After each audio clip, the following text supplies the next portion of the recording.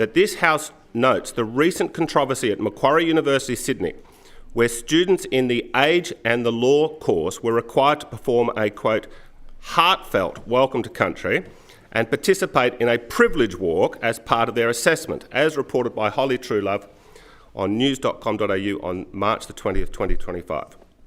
And A, that these requirements mandated by course convener Dr. Holly Dole Macquarie include a compulsory acknowledgement of country or welcome to country at the start of oral law exams, with failure to comply or performing it inadequately resulting in a failing grade regardless of legal knowledge demonstrated. B, that the privilege walk assigns students fictional identities ranging from poor children with diseases to CEOs of large companies to explore societal privilege, a practice critics argue imposes a political ideology unrelated to legal education. C, that a fifth-year student at Macquarie University described these mandates as crazy, warning they damage the reputation of law graduates among prospective employers, with partners at law firms reportedly viewing such teachings as impractical and ideologically driven.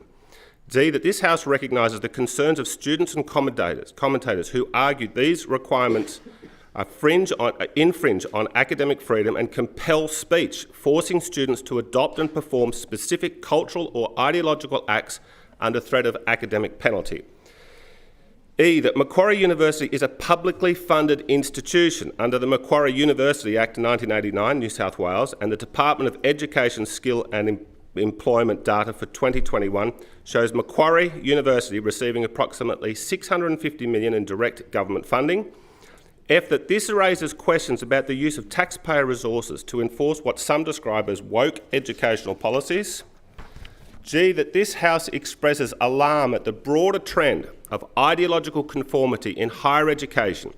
where practices like the welcome to country and privilege walks are seen by critics as prioritising social engineering over intellectual rigour, potentially undermining the employability and critical thinking skills of graduates.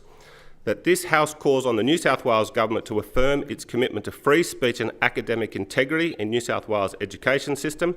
ensuring that students are not penalised for refusing to participate in politically charged rituals unrelated to their field of study.